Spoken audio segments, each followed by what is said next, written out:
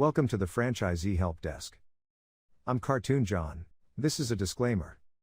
Real John can't give legal advice because he is not a lawyer. And you should never take legal advice from a cartoon. I want to give our good friend Eric, in Florida, credit for pointing the following out in the agreement. Get out your 2019 agreement. Section 31. Paragraph C. And read along with me. Circumstances beyond a party's control, neither you, nor we, will be liable in damages to the other, for any failure or delay in performance, due to any acts of terrorism, governmental act, or regulation, war, civil commotion, earthquake, fire, flood, other disaster, or similar event, or for any other event beyond your, or our, control, if the affected party, A, promptly notifies the other, of the failure or delay and, B, takes all reasonable steps to mitigate damages caused by such failure or delay. This is a hold harmless section within the 2019 contract.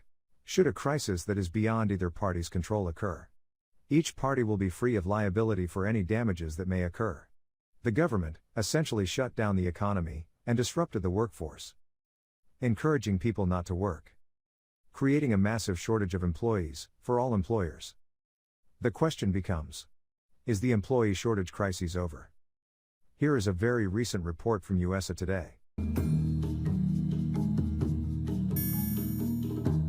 This is really one for the record books. We had several months of historically large worker shortages.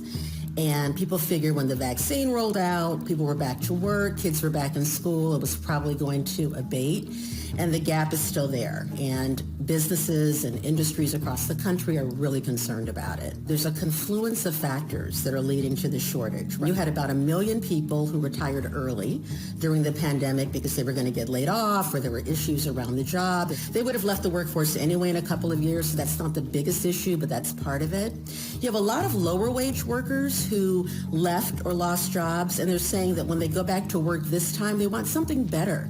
They want better wages, they want more protections, they want better benefits, so they're not just taking any old thing that comes along. Higher paid professionals got used to working from home, and they enjoy that work-life balance. And so a lot of them are saying, if you want me to come back to the office full time, I'm not doing it. So they're looking around for other jobs. So childcare remains a problem. A lot of childcare centers are not fully open.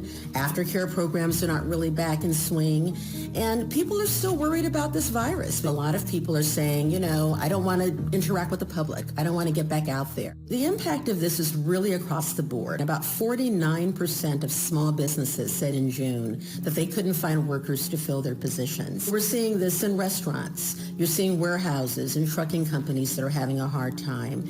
Again, with higher paid professions, you have people that are pickier. And so it really is affecting all regions, different sized companies, small businesses and big businesses alike.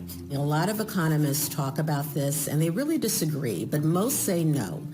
People want a job. They want stability. They're not going to give up the chance to work for benefits that are temporary. Wages actually have gone up about 3.6% in June as compared to the previous year. And you have a lot of businesses to try and entice workers that are offering bonuses or are raising pay. So pay is definitely up.